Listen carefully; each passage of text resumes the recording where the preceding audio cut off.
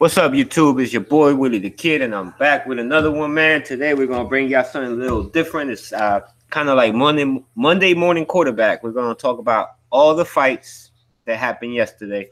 We're gonna call it Sundays Boxing Sundays Trainer, and of course I got to have my boys, a sick ass panel, my motherfuckers from the Movement Umbrella. Shout out to all my homies, even the ones that ain't on here right now, man. So Mr. Bo Bland, how you feeling, fam? I'm feeling good, man. Always down to get this on. Always down to talk this shit with the movement, man. Jarrell, how you feeling, fam?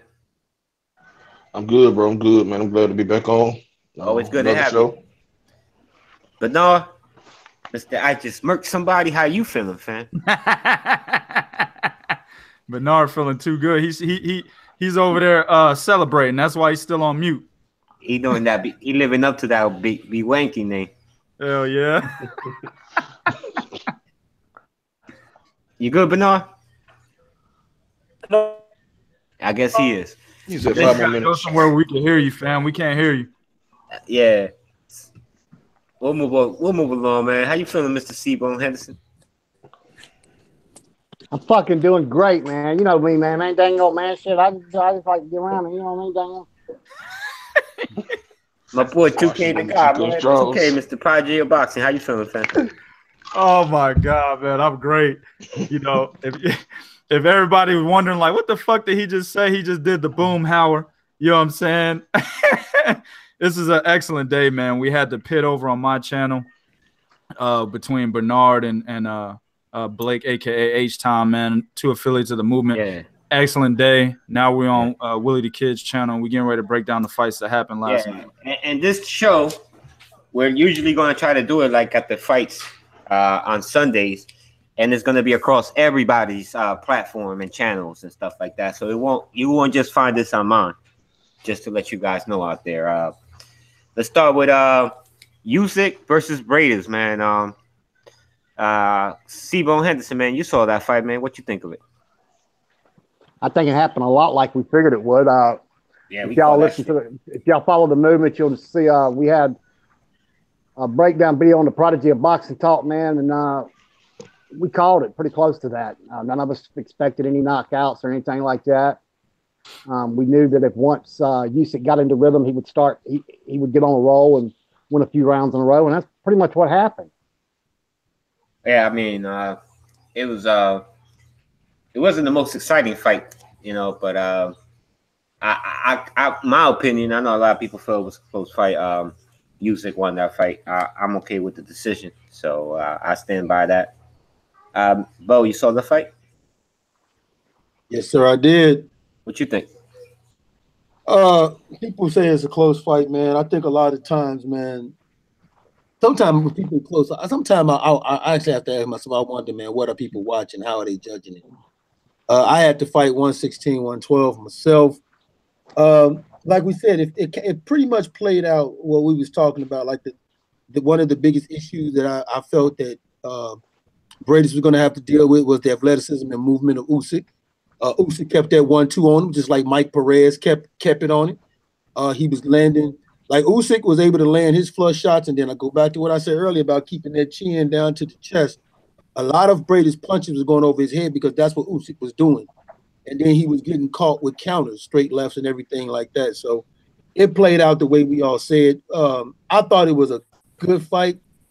And, you know, at the end, man, like Breidis got in my, like, I'm with something that my man said earlier, T-Bone, when he said, when you thought Breidis might have been the third, now he probably the fifth. Yeah, I gotta agree with that, man. There's a lot I think Breidis gonna have to work on, man. You know, he had a decent showing for himself. I just knew that there were certain things that he did in the ring that were predictable, and eventually, when you have a smart fighter in front of you, he's gonna take advantage of that. He always dips his head low, and I feel like Usyk took advantage of that because he was catching him with straights all night. 2K, did you get a chance to check the fight out? Yeah, I seen I still missed some rounds. I missed like the first 4 rounds.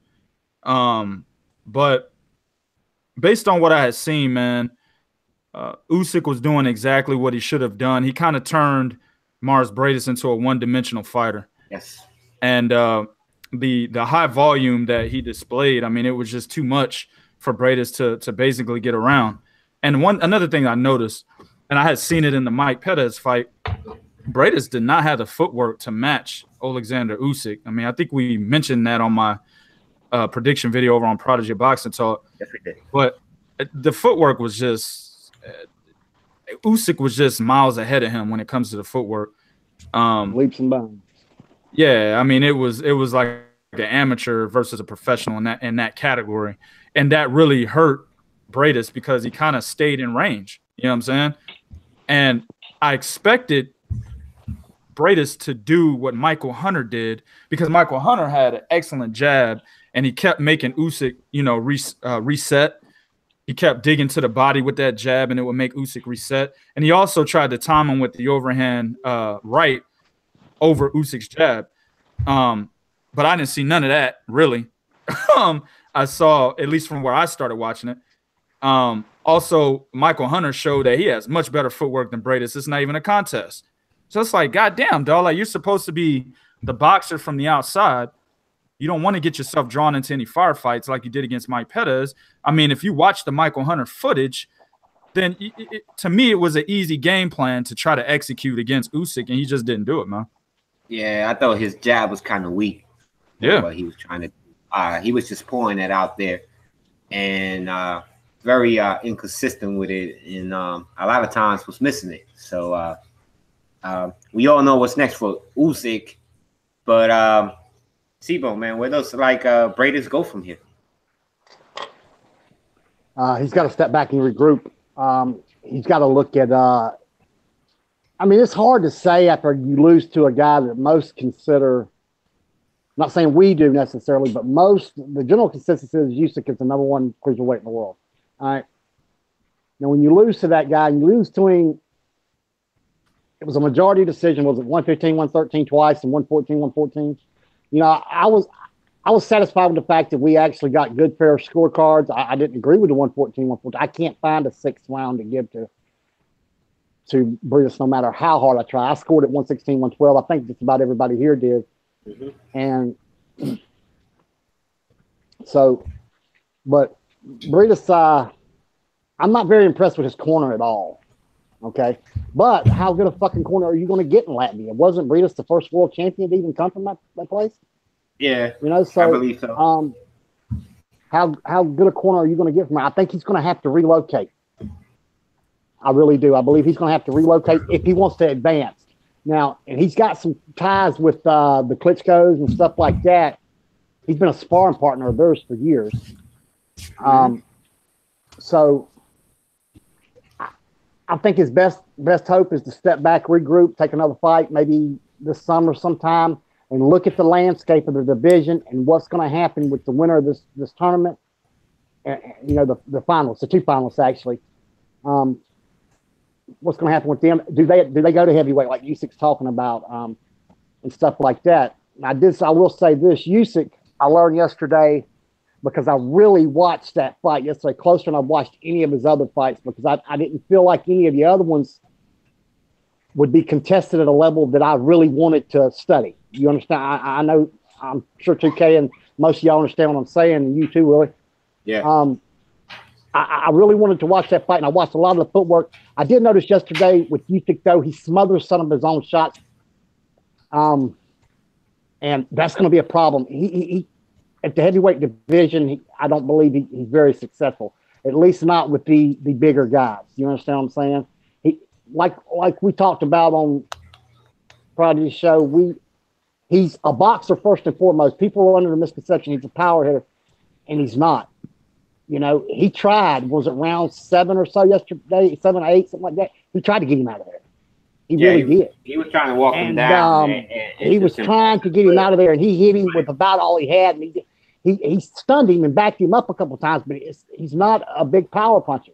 So I don't see him being very successful in the heavyweight division. He will have some advantages over, like, let's use Joshua, for instance, since he's the big name. He'll have a speed advantage over him. He'll have some technical advantages over him. but I think the strength is just too much for him right now. But, I'll step back and look at that again whenever that time comes, or if that time comes. Yeah. I do. I also feel right now lose to either guy that wins next week. Jarrell, speaking about that, man, Usyk hasn't really looked good with power as he stepped up, and he's talking about going up to heavyweight and facing some of them big boys, man. What you gotta say to a cat like that, man? Thinking about going up that far to face like a Anthony Joshua or a fucking Deontay Wilder or somebody like that, fam. I mean, I wouldn't advise it because, like you said, if you don't have the power to keep those guys off of him, it's just a matter of time before you get clipped. And with them guys being so much bigger, taller, having a longer reach, all it takes is a grazing shot. You know what I'm saying? And it'll be night. He's a very talented fighter. I give him more props, and this is not to bash nobody. I give him more props than his fellow countrymate Lomachenko in terms of the quality of competition he's been facing. Not to change subject, but they kind of fight a little similar, and I know they close friends, and I give Usyk the proper credit for actually facing the upper echelon guys in his division, so we could get a legitimate eye test on him and see that he's actually a very talented fighter. So props to him for that. But in terms of him moving up to heavyweight, I don't see him beating those big guys. Maybe I can see him beating a Povetkin. Maybe he could hustle a Tyson Fury just because he's quick on his feet, quicker hand speed. But in terms of a Joshua Wilder who's gonna just keep coming and monstrous punches, I don't see him doing well with those guys at all. Bo, you know what? You want to touch more on that, or I want to ask you, based on how he looked, man, because even though I know I had him winning, and you had him winning, and we pretty much had the same scorecard, but I wasn't that impressed. Talking about with Usyk? Yeah. Yeah, the thing about it is, and if anybody wasn't, was it an overall great performance? Because if you go back and you watch the fights when he fought the Marco Huck and he fought the Wacky where he won the title, I agree with you. It was a different Usyk. But now that he's I don't know what's going on, stepping up. I can't really say stepping up a level of competition because Michael Hunter isn't a step up in level of competition. He's a guy who came down from heavyweight. You fought the wrong fight there. I think Huck was just tailor-made for you. So yeah, I can't really even argue with people that saying that they wasn't impressed, because that really, there were times where he was kind of sloppy. He was getting hit with punches he shouldn't have got hit with. He kind of tried to sit in the pocket a little bit too long. And normally when he takes a step back, he takes a small step back. This time it was almost like he was kind of retreating. So yeah, I can't really get mad at people that say that they wasn't impressed, because it should have been a more dominant performance by him against a one-dimensional fighter like Breidis. But I got to give him for winning that fight nonetheless, man. 2K, you want to say your 2 piece on that? I'm gonna Go ahead. I'm gonna give my input on the whole heavyweight thing. This is the thing, and I said this about David Haye and Luis Ortiz fighting guys in the heavyweight division, right? That those guys display are going to be trouble for any of the heavyweights, simply because those guys don't move very well. With the exception to Deontay Wilder, he has been showing that he's been able to turn opponents very well in his last few fights, right? But those guys that he's fought are really second tier, some third tier opponents, and even some of those third tier opponents were still able to get inside of him, right? But Luis Ortiz and David Haye, they bring to that division movement that those guys will have trouble with. To them, the movement is still going to be a factor. Understand, Alexander Usyk is only a half a pound away from weighing 200 pounds, which is classified as the heavyweight division, okay? So really all he has to do is, in his next training camp, eat one more biscuit, and that motherfucker's in the heavyweight division. Now, Deontay Wilder averages around 220 to 225, basically, when he weighs in, right? That's not that big of a difference. Okay, so Usyk will have no trouble being the same Usyk that he has been at cruiserweight that he will be at heavyweight. You know what I mean? And to be realistic, he'll probably, if he's smart, I think Usyk would realistically come in between 205 and 215. And that will allow him to still be able to keep, you know, the stamina that he had at cruiserweight and his footwork without losing any type of speed there and quickness. So I think he gives the heavyweight division problems. I'm going to be on the opposite spectrum here. I'm not looking at the power. That's not really a big deal to me. I'm looking at the movement, his elusiveness, his jab. I think he gives those guys problems. Do I think he wins all of the fights? Well, I'm not exactly sure, but I just think that the only variable that matters will be, can he take a punch from those guys?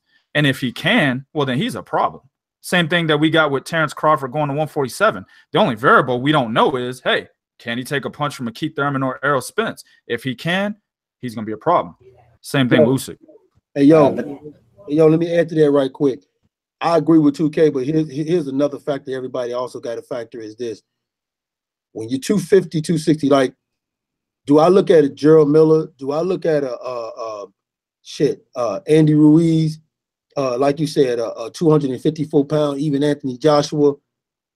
In my opinion, Usyk would have took Joseph Parker. So do I look at these guys, Huggy Fury, and think that they could beat Alexander Usyk or run over him? That movement and all of that, to 2K point, will be a problem. So you can make cases from an athletic standpoint. The only cat that can match him is probably Wilder, and I know motherfuckers don't like hearing that. But like if he can take a punch and you factor in that movement that heavyweights don't like doing, and they have a higher refresh rate time than Usyk, then yeah, hell yeah, he could definitely be a problem. When I look at Andy Ruiz, Big Baby Miller, shit, even Pulov, these dudes that are slow and methodical, yeah, man, come on. My whole thing is the only question that will have to be answered for me personally. It's just the whole can he take a punch? You know what I'm saying? Right. Outside of that, that's the only thing that we have on answer, in my opinion. Exactly. Just remember, Roy Jones Jr. moving up directly from 175 to heavyweight, right? When he weighed in that fight, that motherfucker didn't weigh 200 plus pounds. He actually weighed in like 190 something. You know what I mean? 199. And 199. And when John Ruiz, he's not cats out in the heavyweight division. Don't get it twisted. He wasn't a guy with no power. It's just that Roy Jones Jr. was a better fighter. He had the movement that was eluding a lot of the shots that John Ruiz was throwing at him, and he was able to roll with a lot of those punches, and they couldn't land flush. So hence he beat John Ruiz with these. The same thing could happen with Alexander Usyk because he has the same kind of movement, man. Hey, I see what you're saying, and I agree with that. But there's not a John Ruiz for him to take a title from right now. Yeah, wait. Eric, now that Parker's getting ready to lose his. Eric R is listening. He's saying similar to Chris Bird, or I guess in size. Somewhat, yeah, somewhat. Yeah. I think Usyk would move up and fight a guy like Derek Chisora or something like that. Oh yeah, I can see him competing with him. My point was like against Joshua and Wilder. Yeah. I'm talking about the big guns. I don't see him winning those fights. Now that's just off a first glance. Yeah. So, well, we got the semifinals next week. We'll probably have a show for that sometime this week on somebody's channel, or probably everybody's channel. God knows the way we work. So we'll probably get back to Usyk about that. Any guys, Bernard, you want to add anything to this debate as far as how him moving up to heavyweight or anything like that, or? No, I agree with everybody. Okay. So I do want to say one thing is Usyk, he left Bashir earlier this year for what we was told was Anatoly Lomachenko. Well, he's not with Lomachenko anymore. He's with Batamunyak. Yeah, Sergey Batamunyak. And to me, I would get back on the phone and see if I could get Bashir back because he just he don't look like the same guy to me no more. No, I thought I don't know if anybody else is. That wasn't Anatoly outside the ring. That was Russ Abner. Okay. Guy owns Rival Boxing. Okay. So We'll keep an eye on this, man. What do you guys think of the tournament so far, man? Go across the board, man. Let's start with quick answer, man. Let's go with Bo first. Okay, let's go with Jarrell. My bad. Hold on, man. My bad. Yeah, this is the most underappreciated, underrated fucking tournament I've ever seen, and it's solely based off one thing, and that is the American Network wants to carry it, so they kind of treating it in a real fucked up way because this is the outside of the Super Six. You got all the champions except Lebedev in there. He's an alternate, right? Then at the end of this tournament, you looking at a cat coming out who can be the man of this division, and they're only one fight away from undisputed. So this is, you got all the guys, all the top guys, all undefeated guys. This is just it's horrible. It's fucking horrible, man. The way this tournament is being treated, in my opinion, man. Here in the U.S., it's just fucking horrible, man. Yeah, Jarrell. I second what both saying, but a lot of U.S. fans are fickle when it comes to supporting. I'm not surprised, and I'm surprised. Wait, I want to know what it makes them happy because they don't even support the guys here. But I'm saying I'm surprised though that this tournament isn't more talked about over here in the U.S. because that's what it seems they support. Fighters from other countries than their own. But yeah, it's definitely overlooked, undervalued. But I mean, these guys are building a legacy that only us, the true boxing fans, are gonna know and appreciate. And the other people are really irrelevant. You know what I'm saying? As long as they know that what they're doing is gonna go down in history, that's all that matters, man. Like I said, this is the first go around. I think Sutherland and what's my man that used to work with Oscar? Schaefer. Yeah, Schaefer. Richard What I'm saying? Yeah, this is the first go around, so it's gonna only get better. You know what I'm saying? They're gonna get more, American networks on the hand if they have another tournament. And this is the right way they should have did the Super Six the exact same way. One and done, you know what I'm saying? Even though it was I guess more profile names, it's just one and done is a better format. It gets everything done quicker and more decisively. But like I said, it'll grow next go around, whichever division they decide to go do another tournament in. But no. The tournament is good, but I disagree with Bo on this. I think it's because it's not televised in the U.S. The simple fact that we have to watch online and go find links, and there's no. And if I'm correct, Richard Schaefer is the one heading this tournament. You would think he would also get TV promotions or promoted on U.S. television as well, or some kind of TV network to back it up. Some kind of network, even if it's on ABC or ESPN. Something like that. That's why I think it's not getting the coverage in the U.S. as it is worldwide because there was a U.S. fighter in Rob Brandt, but he lost this fight against Bramer. That was a different tournament, Bernard. No, but what I'm basically saying though, there was a U.S. fighter in the tournament, one of the tournaments. That's all. They've had fights in the U.S. A couple of these fights in the U.S. too. They've had a couple of these fights in the U.S. As well. If Schaefer isn't the primary, Cal Soul. Yeah, but they should get the networks behind it as well as the support because it's boxing and we all like boxing here. So other than that, I like the fact that it got people in. I think the tournament is good because it got fighters that I didn't think we was gonna see fighting, and plus we get some unification bouts. 2K. I see exactly what Bernard is saying. But you got to understand, this is the reason. Remember, just not too long ago, there was a post over in Eastwick Boxing on Facebook from, I believe it was C. Walker, if I'm not mistaken, who asked us the three best divisions in boxing and the three worst. And you had cats actually saying cruiserweight was the worst fucking division in boxing. So that tells you the knowledge base that a lot of these boxing fans or so-called boxing enthusiasts actually have about the cruiserweight division. If you know anything about this division, you understand that these guys are high-level fighters and they're all fighting each other in this fucking tournament. So that there's no way that it could be the cruiserweight division as the worst. I mean, if you feel like the fighters aren't really that good and you want to say that, there's other divisions that are better than them, then I understand that. But for it to be the worst would mean that none of the fighters are exciting or none of the fighters are up to par in their skill sets, and that's just complete bullshit. And that's the way that they've been able to market it here in America, since B said there's no fights over on HBO or on Showtime or on ESPN, you know, a fight that's in fucking Latvia, right? Well, then the fans are not going to understand what I'm trying to tell them and what we're trying to relay to them about the cruiserweight division because they can't see it for themselves. So that's the problem. I think that's the problem. Most of these guys fight overseas. They don't get the proper coverage. It's hard to find the fight unless you're somebody like me that's willing to find a link. Seabow, your thoughts on the tournament? I totally agree with Bernard and 2K. Man. The whole problem. I agree with Bo too in the fact that this is a fucking super fucking tournament. Yeah, it's a super tournament. I love the tournament, and that post that 2K's talking about, I've seen some. I handed out some trophies, man. You know, I handed out some trophies, and then me and 2K talked to them. Like 2 comments later, they're like, "Okay, y'all right, we lost."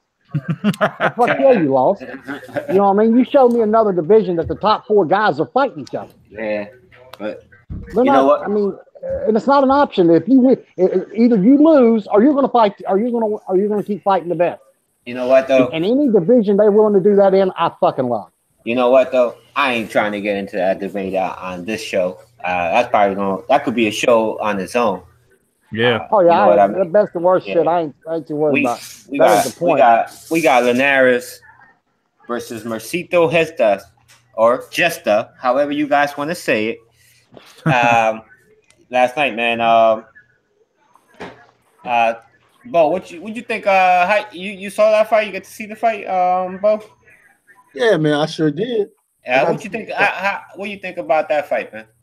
Besides the fact, don't tell me the obvious. That Gesta has a fucking hell of a chin.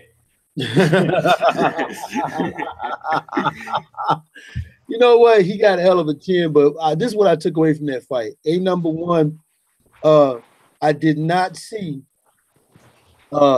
Linares have any issues with his gas tank in this fight. I give him that. Apparently, he learned something from the Luke Campbell fight because he definitely fought this fight, in my opinion, a little bit different. I do like the fact that Linares, who once upon a time in his career would lose these kind of fights, actually came into this fight like he never allowed Gesta to get into a position where that, you know, the last thing you remember is him being hit by a Gesta. If he got hit, he hit back. So he did a lot of good things. And you listen, Gesta by no means came here to lay down. He did a lot better than I thought. But I just think the hand speed, Linares not slowing down, and you know the body shots and the obvious punches being landed was just a little bit too much for Gesta. But you know, all in all, man, a good fight. I think Linares gave a better appearance in this fight than he did in the Luke Campbell fight, and that what was important to me. You have a better outing.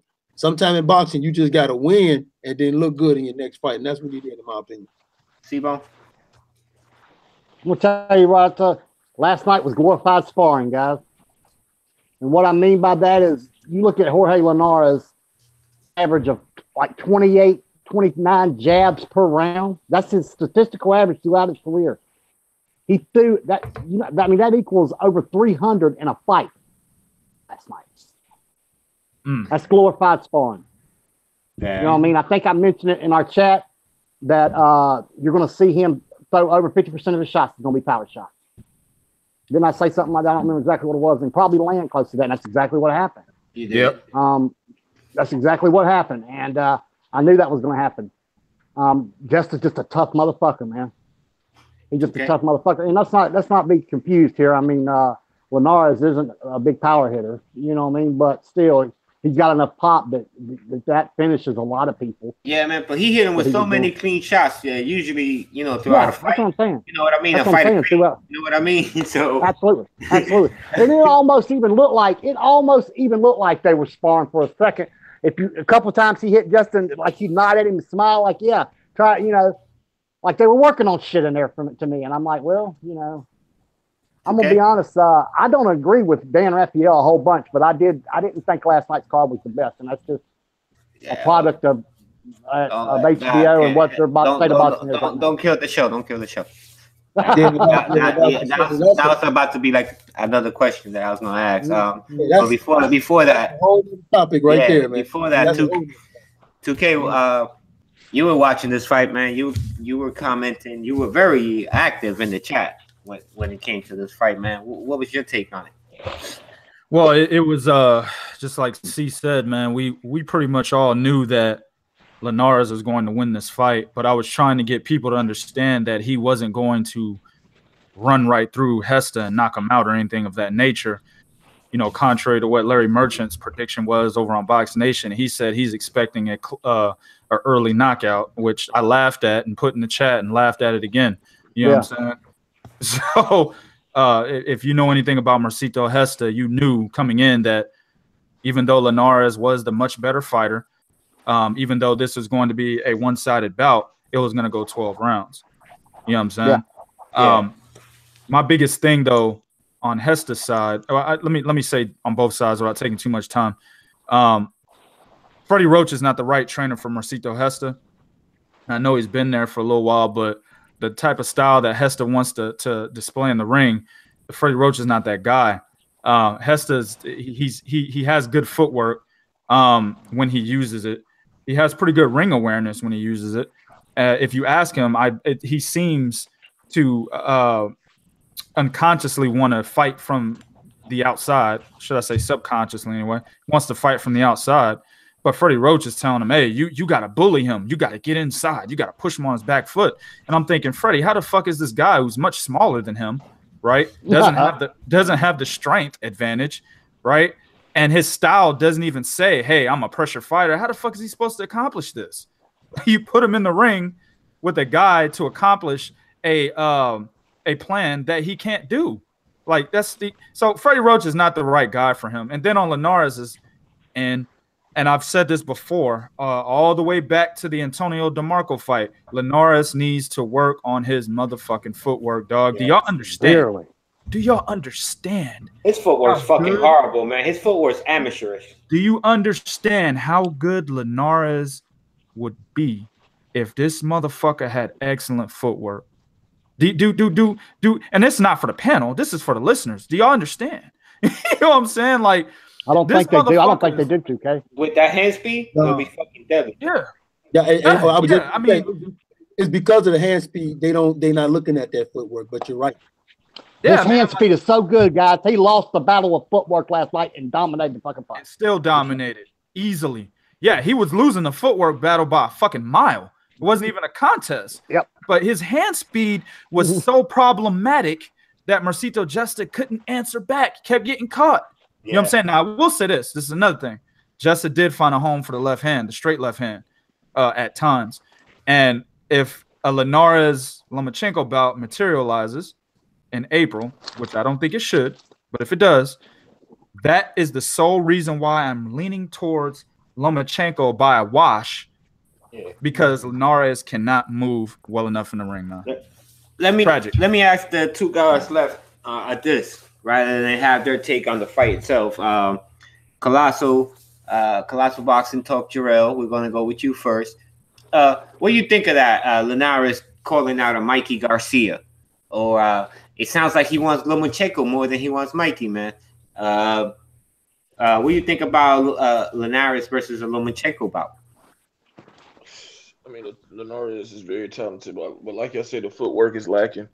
And Lomachenko, that's a guy you don't want to go in the ring against if your footwork is lacking. You know what I'm saying? As fast as he is, Lomachenko is just as fast on his feet as Linares is with his hand speed. So, you know, they'll offset that, and he gives angles.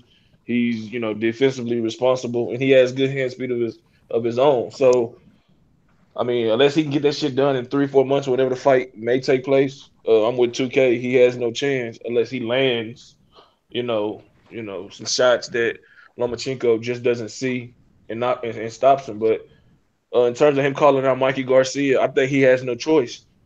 You know, because 2K said it on previous shows. You know, he's done with the UK, you know, fucking circuit of fighters. So he has no choice. That's the third guy, though. And they were talking he might go to England to rematch Luke Campbell. Well, that's in his best interest if he's talking about a Mikey Garcia or Lomachenko fight. But I mean, pick Yeah, C. that's his best chance of winning. but to be, a participant in the unification bout, had a chance to unify, your division and beat a Lomachenko, you got to jump at that opportunity, whether you are going to lose or not, because you just never know. That's why the fights are fought in the ring and not outside of the ring. But no. Great point by Big Cool. Great points. Appreciate it. Him calling out Mikey Garcia, I mean, it's at the point where I believe where I see it. And I say that because of the promotional issues. As for him fighting Lomachenko, I don't see that happening. I mean, but I don't see him winning because of the style, because Lomachenko is a much smarter fighter, has great footwork, and also is at times a high volume fighter as well too. So, I know. Anybody want to add to that as far as the Lomachenko goes? Whether it's Steve, Bo, even 2K, whoever wants to jump in, feel free. Because I feel like I gotta say this. I think it's a mistake. There's a quote. There's a quote that I use a lot of times. There's levels to this shit. And Linares is a good fighter. Lomachenko, to me, is a great fighter, and that's the difference. Bo? And look, first of all, he shouldn't take the fight in April, but here's the thing, though. Lomachenko hand speed is not that much slower than Linares to the point where you can say he has an overwhelmingly huge advantage. And then that footwork of Lomachenko, if a guy like Luke Campbell can give Linares problems, then it's not that far-fetched for me to look at Lomachenko. Right. DeMarco can beat him. Okay, let me play casual with you guys. Go ahead. Could he catch Lomachenko because their hand speed is probable? So anything is possible. It's the ring. It's boxing. We've seen bigger things, bigger upsets than that. So it's possible. Is there a way for him to get the job done? When you that fast, yeah, you got a chance. When you that fast, of course, he's fast as hell, so of course he has a chance. But I just don't see it. But like he's nowhere near as fast as Gary Russell Jr. is. But like Chris said earlier, building the foundation, your footwork, everything got to be on point. You know what I'm saying? It doesn't matter what other attributes you have. You can't put yourself in position to, counter and place the perfect shot. It doesn't matter because Lomachenko is going to be in and out. He's going to turn you, and he's going to be delivering his shots of his own. So, I mean, he has a shot because he's fast. But other than that, I don't see him being competitive in this fight. You know what, man? The thing is, fights that we've seen in the past where a fighter will sit down on his punches against a fighter who moves very well, what happens? That fighter who's sitting down, he's punching air. Because that fucking fighter is moving to his left and probably behind him, while that other fighter who's sitting down on his punches is still trying to finish a combination off, right? That's what I think is going to happen here. Linares is going to be sitting down. I mean, of course, he has a chance to catch Lomachenko, and he probably will hit him a couple times. But the problem here is he's going to be trying to sit down and throw combinations. Lomachenko is already going to be on the left side of him or on the right side of him. Yeah. You see what I'm saying? I talked about the triangle theory on my channel, man. Lomachenko, Manny Pacquiao, even Arislan de Lara. These guys are expert movers where they have the ability to keep their man in the middle of a triangle. And Jorge Linares, with his ability to stay planted, he's going to be stuck in the middle of the triangle. It's going to be that simple. Because even though he does have hand speed, guys, he tends to stand in front of the opponent a little too long. Exactly. He don't have much twist the way he does his late foot. He never has the position, in my opinion. Exactly. And last night he was losing the footwork battle to a guy that's formidable, but it's not anywhere an elite level fighter or anything like that. So that should tell you a little bit of what you see and what you might get in that fight is like. As you were saying, 2K, by the time he finished throwing his 5-punch combination, by the time the second punch is landed, Linares is going to be on one side. By the time the fifth punch is thrown, Lomachenko is going to be on one side. By the time the fifth punch is thrown, Lomachenko's gonna be somewhere else. I just back in the don't- corner. right, because it's 2K. the footwork difference is so it's a big wide margin. So like, let's say everything else is equal. That footwork difference, just the footwork alone, make all the other attributes equal. Just that footwork alone, it's enough for me to favor Lomachenko. No, Absolutely. it goes back to see the footwork is so important because to bring up a fight, Mikey Garcia and Broner. Broner obviously got faster hands, but Mikey Garcia footwork was fucking killing this dude. Yeah. And that's the same thing you have here. Like, and then Lomachenko is better defensive minded than Jorge Linares. Yep. It's Well, not why his 2K touched on that triangle theory, man. And the key to that, especially when you got an orthodox and southpaw fighter, is who has the outside lead foot. Yep. Absolutely. All right. And Linares didn't have the outside lead foot 95% of the night last night. Okay. Now, that keeps you trapped inside the triangle. Lomachenko make this a three-dimensional triangle. You see him toy with guys like Walters and other guys. He will literally toy with this guy with that bad of footwork. He really will. Absolutely. He'll spin him like a top. And when, to the listeners, when we say triangle theory, we're talking from where a guy keeps a guy in the triangle, not triangle theory as in this guy beat that guy and that guy could beat this guy. All right, I just want to clear that up. Okay. That's probably a good thing you cleared that up, Willie, because right. He beat DeMarco and this and that. Right. Or the Chicago or the 80s. Joe Jackson offense. Yeah. So I just want to clear that up. Let's move to what I thought was going to be the co-main event, but it turned out to be the main event, and what was a very lackluster fight. And for me to say that, it takes a lot because y'all know me. I love this shit. And I watched mostly all the fights, but it was not a very highly skilled fight. So that's why it was probably boring for me. But we're talking about Lucas Matthysse, aka the Machine, whatever, against Kiram, aka the something sniffer in the corner. But I don't know what the fuck he was sniffing, but he was sniffing hard, man. He was all up in that shit. He was like what the fuck? But 2K, man, what you think of that fucking fight, man? The way the fight went was pretty much how I had told a couple of guys. I didn't really talk too much about this fight. C-Bone touched on it much more than I did. But I told a couple of guys in Google Plus that even though I got Matthysse winning this fight, Kiram is going to be an issue with his ability to jab and his ability to dictate the pace from the outside. That's always been the kryptonite for, quote, the Machine, right? And that's exactly what we saw last night until the Machine landed a glancing blow on the temple, right? That's what dropped him.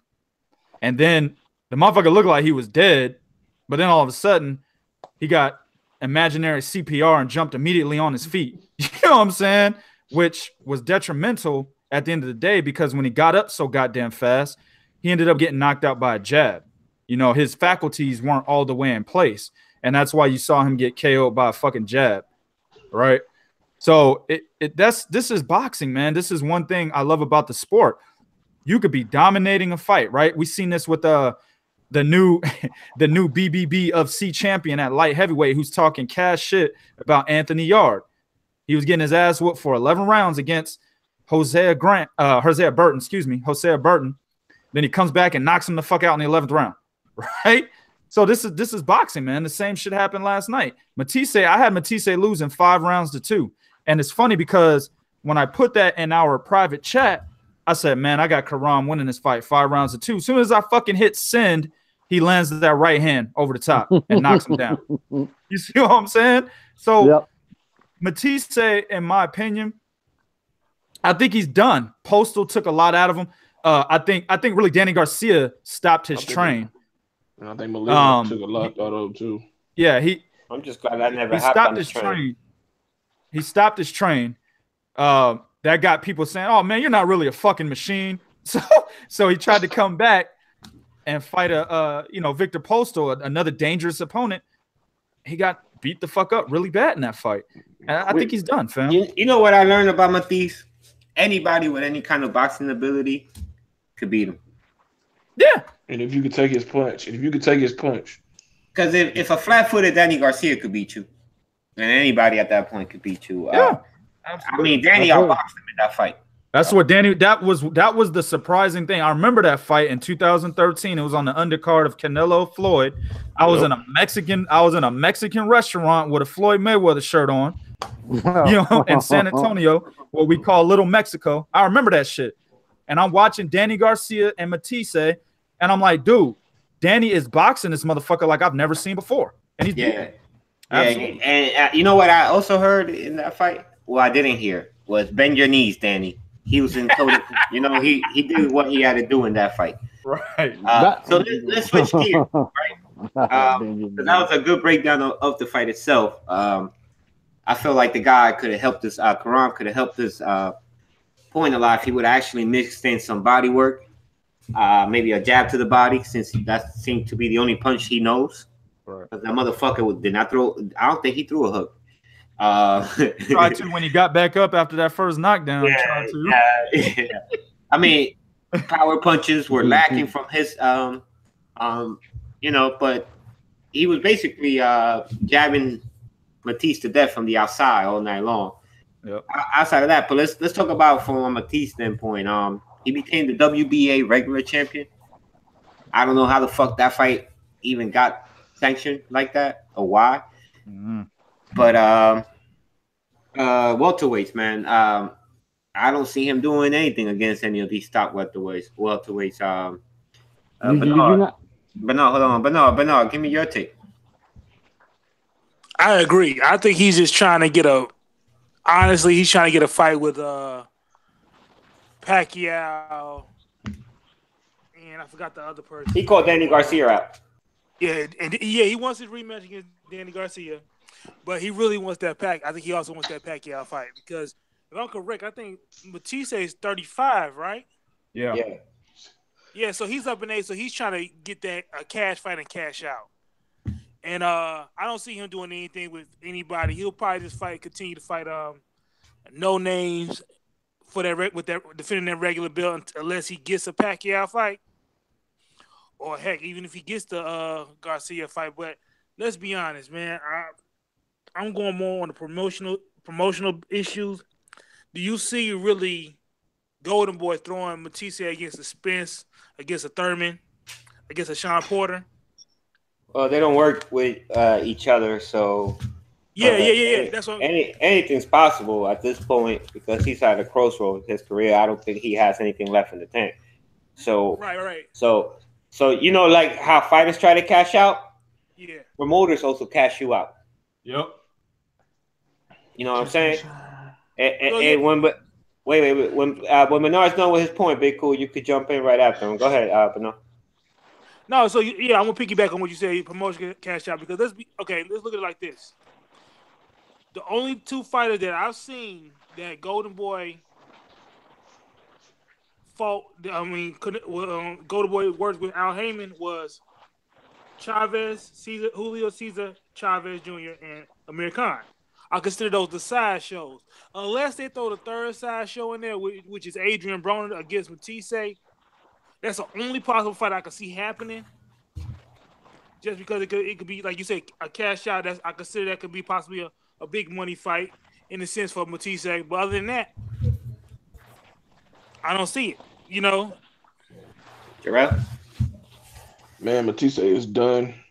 No chance of defeating nobody. Not even. I wouldn't even favor him to beat Jeff Horn if there was a fight somehow was to be made. If it's just never gonna it's never gonna happen. But I'm gonna be honest, man. I was never high on Matthysse. When that Danny Garcia Matthysse fight was made back in 2013, as soon as it was announced, I was like, Danny got this. Everybody was like, oh, you crazy. This is the machine. Man. Yeah, I agree. Matthysse is a fake tough guy. And I know that sounds crazy to say that about a boxer, but y'all know what I mean when I say fake tough guy. That dude, when you stand up to him, if you can take his shot, he do not like that. That motherfucker will retreat. He quit against Victor Postal. I know he hurt his eye, but still, the motherfucker quit. He just, man, he had okay skills. You know, the power was there, but I never been, impressed with him as a fighter. I didn't never get the hype and the hoopla around him. Like, oh, Matthysse fight. Yeah, he knocked out Peterson and some other guys, but dude is a fake tough guy, man. He has no chance at 147. He could probably beat Andre Berto. That's how shot he is. You know what I'm saying? That's how bad he is, man. Yeah, that might be too far. Yeah, bro. I thought Jeff Horn was too far. I think he beats Jeff Horn. I think he definitely beats. I'm not sure. See? Jeff Horn a real tough guy on turn. He's not gonna get discouraged easily. I think he could beat him because he got a little bit of boxing skills, but in terms of just no, if it's a slug it out type fight, I eventually see him quit or get knocked out, man. Yeah, I think Jeff Horn's a little too big for him.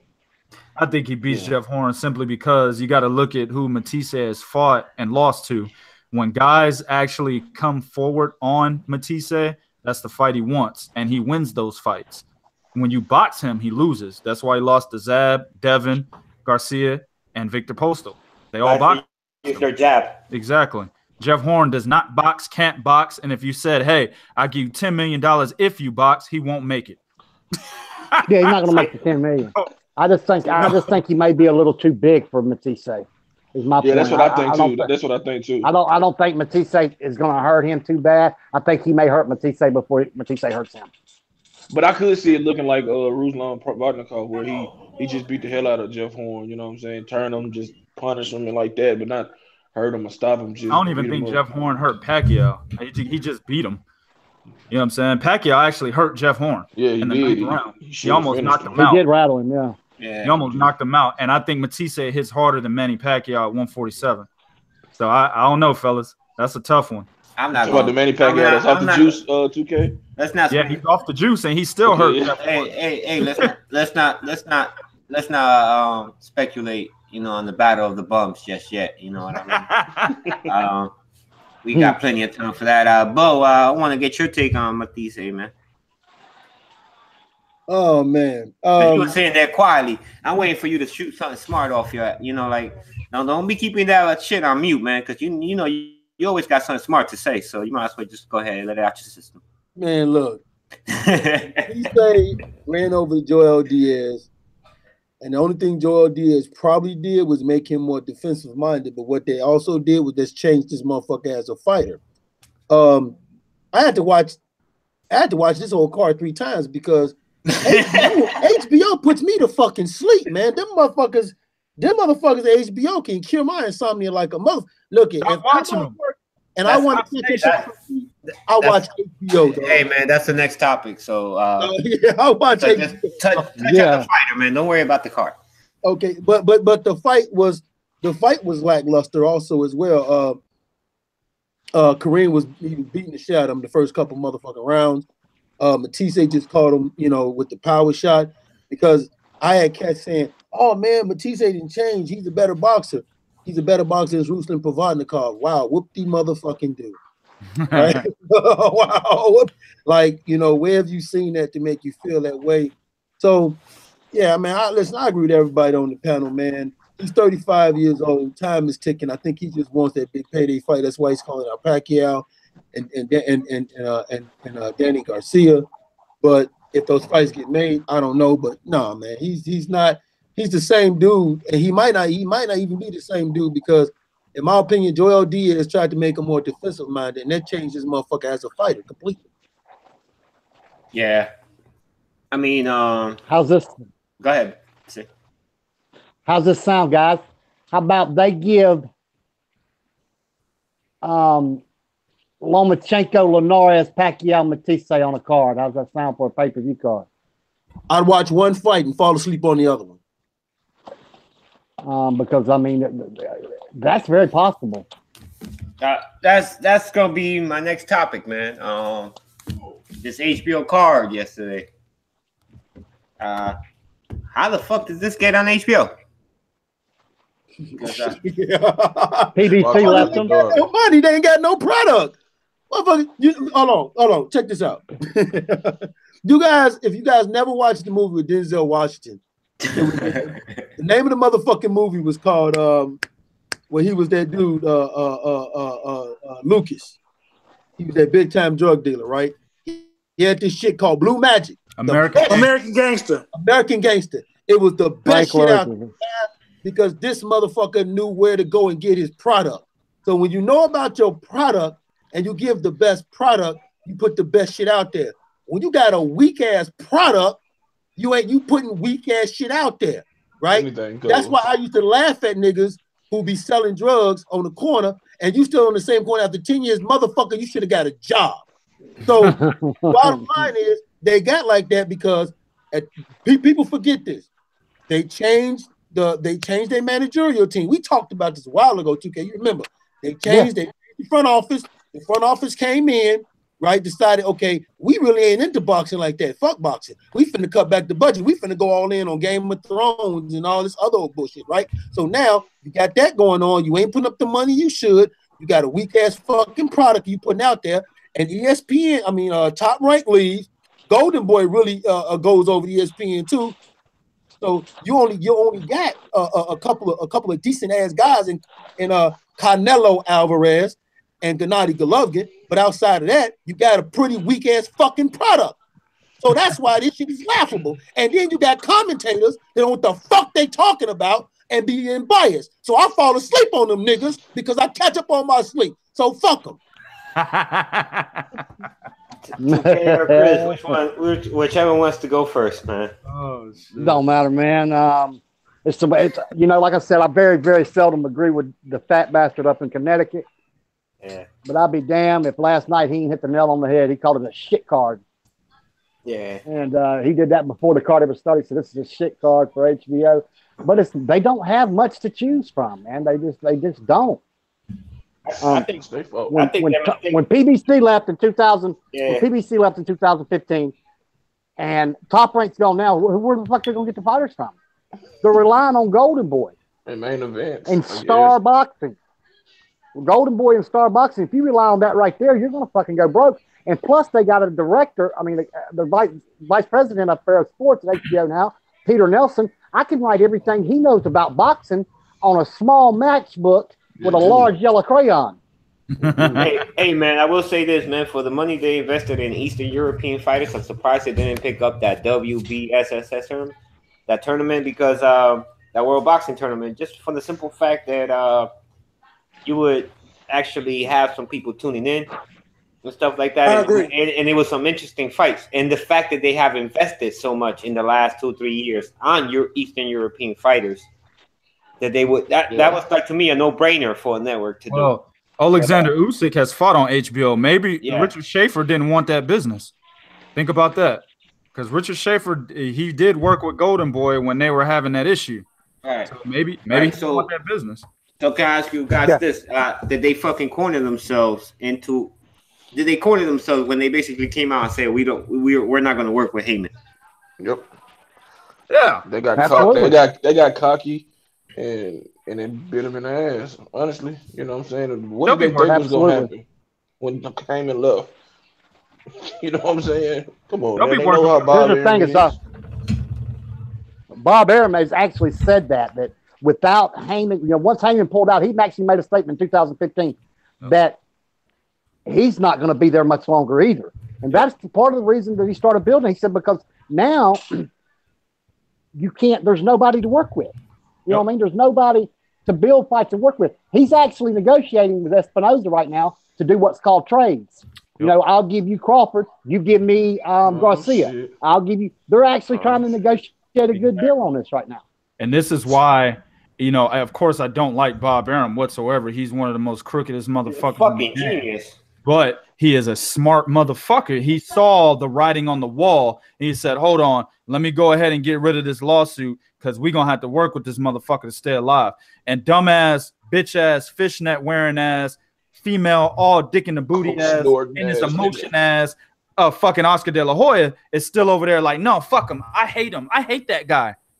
Well, his shit is going down the drain with every motherfucking moment. Yeah. You see what I'm saying? He needs to wake up. I mean, last night was a lackluster pay-per-view, so I guess fuck HBO. Let's turn this into a Golden Boy debate real quick. Last night was a lackluster show. I said pay-per-view, my bad. If that shit was on pay-per-view, I would have paid no cents for it. But last night was lackluster. They're constantly getting low ratings on ESPN.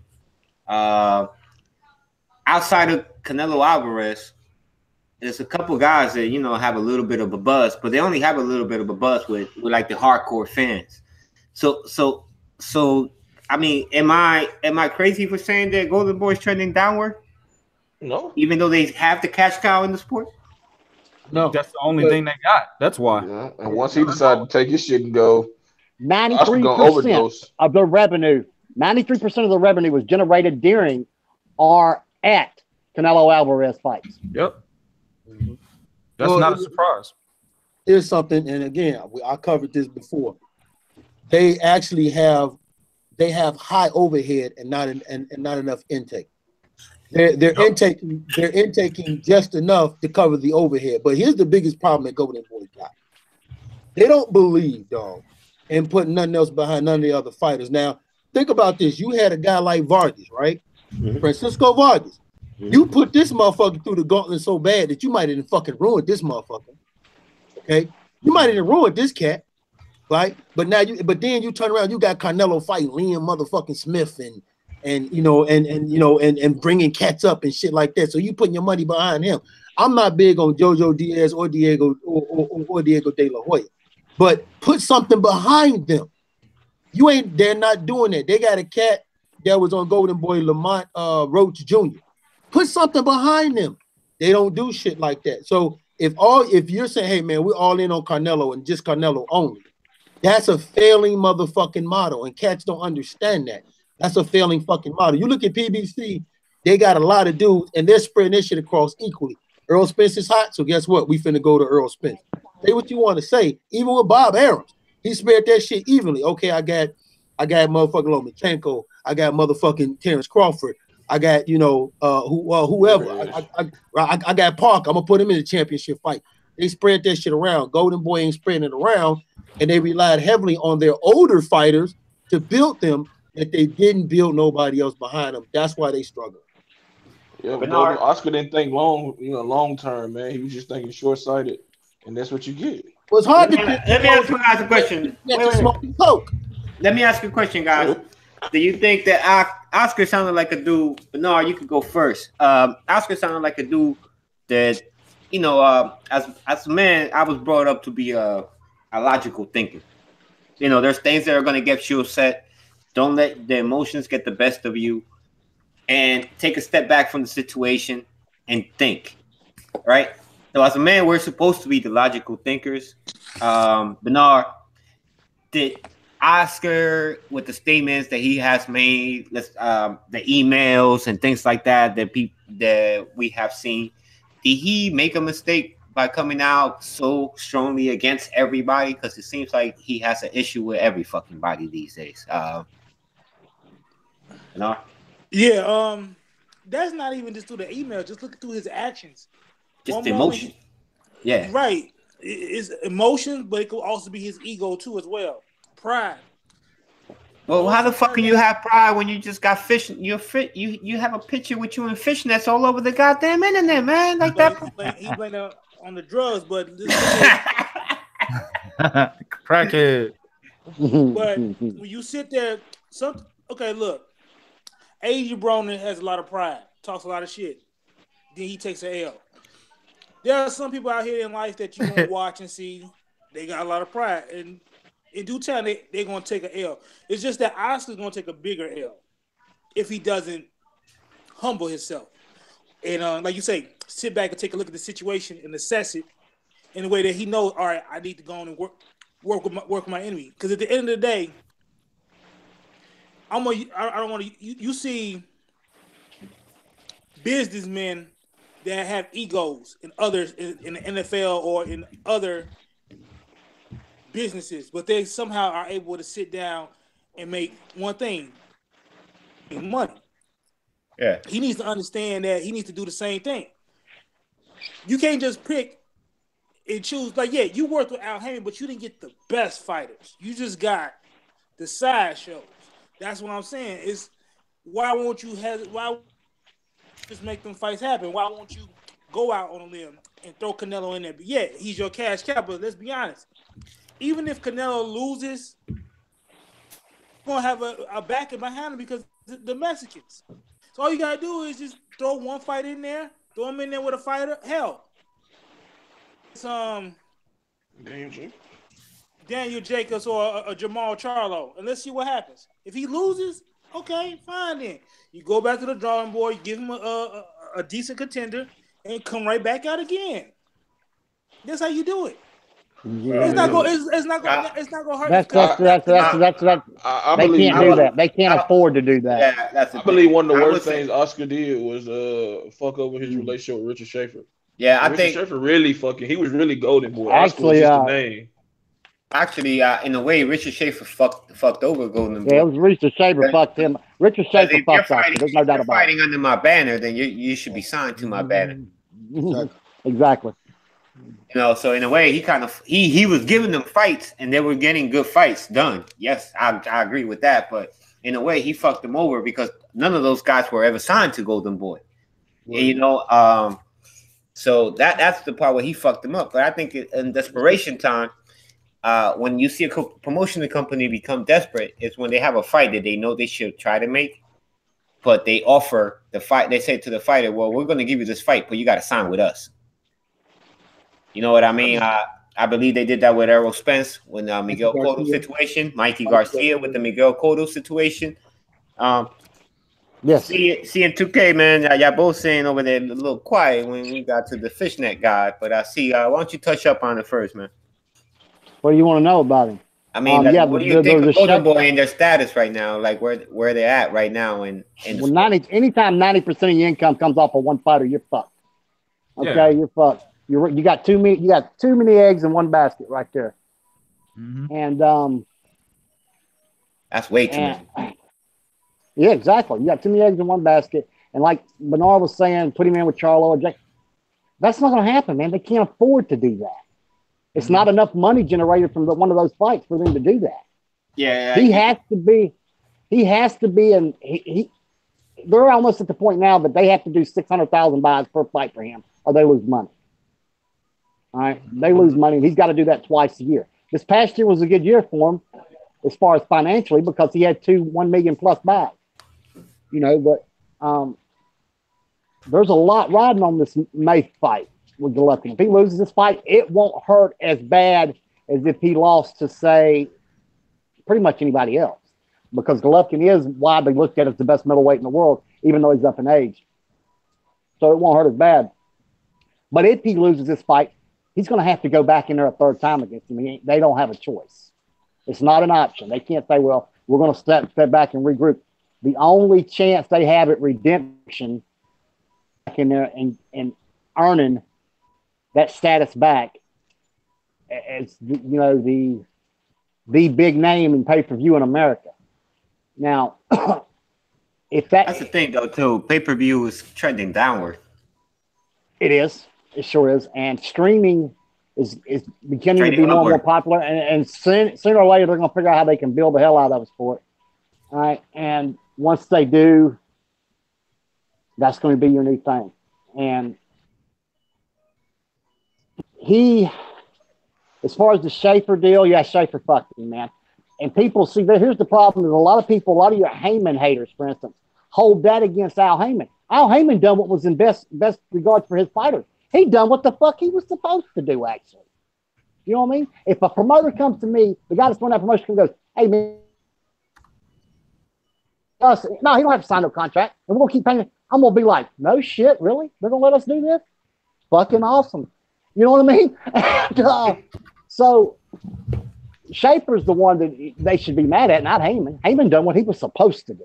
Schaefer's the one that got, But Oscar's supposed to be, not to cut you off, Steve, but Oscar came up under Bob Arum. So I'm saying, shouldn't he have picked up some type of knowledge of how how Bob did his his work? When he came up under Bob, yeah, but he's nowhere near in Bob Arum's class when it comes to overall brains.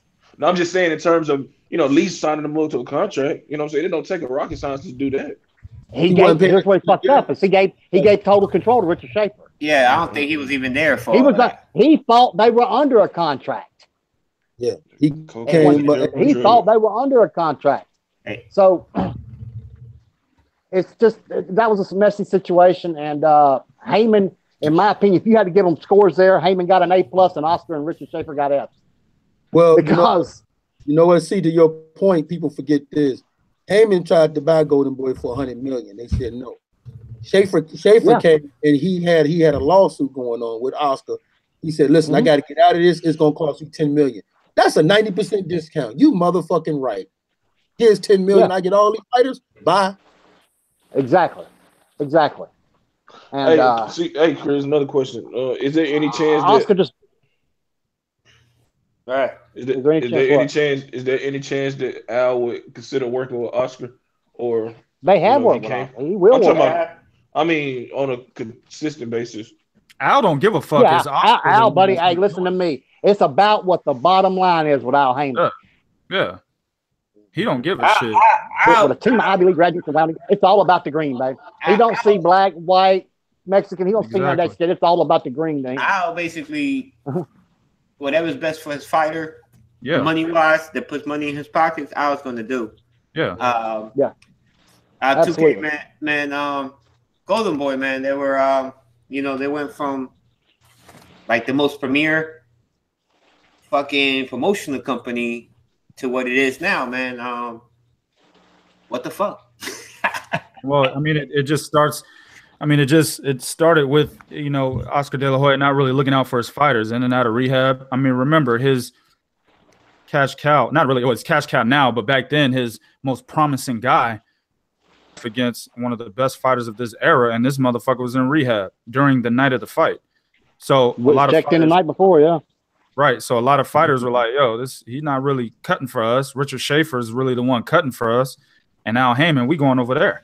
And that's what happened. That's how it started. Now, the whole situation with De La Hoya, him pretty much protecting Canelo Alvarez, started shit all the way back to right after the Floyd Mayweather fight. Shit, even the Floyd Mayweather fight itself, I feel like he put him in that fight so early so that he can get his name out there and make a big lump sum of money, because he saw that his organization was going downhill from that point, even before that point, right? He couldn't even fully contract Roman Gonzalez. He was still partially promoting him with Tekin. You see what I'm saying? He couldn't get that guy. So even after the Floyd Mayweather fight, he puts him in there with Alfredo Angulo, even though he was the mandatory for the WBO belt that Demetrius Andrade owned at that time. See, Andrade had beaten Vanez Martirosyan in November of 2013, but in fucking March of 2014, while he's a mandatory, we're watching a pay-per-view event with a washed up Alfredo Angulo. And then even after that, he tried to put him in there with Joshua Clottey and James Kirkland. But Erislandy Lara disrespected Oscar's fighter so bad that Oscar's fighter said, "Hey, put me in there with Lara, please." That's the only reason why we got the Lara fight. After that fight, it was James Kirkland, the fighter he was trying to get him in there with in the first place. So protecting Canelo has been happening for the last 6 fucking years now. You know what I'm saying? And it's only evident now because when we look at the backlash of what Al Heyman has done and Richard Schaefer has done to him, now it's evident. But if you were really paying attention, you could have seen it 6-7 years ago. But it is what it is. I'll make a point too. It's not just so far as like where his promotional company has gone to where it is today, but also the fact that every time I turn around, whether it's Top Rank or somebody else, they're beating him to signing these guys that are turning pros, like these highly thought of amateurs. So they're not doing much to put themselves in a position where today might look bleak and tomorrow might come out sunny. Well, Oscar's looking more at people within his culture. Let's just put it like that. When you look at the De La Hoya cards that he puts out, they're all Mexican, majority of them. Yeah, you know what I'm saying? He's really only looking for people, and I think this is the deal. I do not support De La Hoya because of him being mum. Again, for you dumb motherfuckers out there listening, that means silent. Him being mum on the Al Heyman racist emails from the representative of Golden Boy had. He hasn't said anything about it. I no longer support him, nor Bernard Hopkins or anybody else that's affiliated with Golden Boy. But this is the thing. I will say that he understands that the word is out on him. You know, people have watched De La Hoya's big business get dwindled down to just it only being about one fucking fighter, right? So guys coming out of the amateurs or guys who have been professionals who are looking for a big entity to get them to the next level, they're not trying to fuck with Golden Boy unless it's a Mexican fighter. And Golden Boy knows that he has that advantage because he is one of the more popular Mexican fighters of his era, probably in boxing history, right? So a Mexican fighter will be inclined with signing with De La Hoya when they want to get to that next level. But somebody else from overseas or, you know, a black American fighter or a white American fighter of anybody who's not Latino descent, they may not readily want to sign with him. That's the problem. Well, yeah, I wouldn't sign with him. Now, I will say this. Oscar has a good club level deal out in California.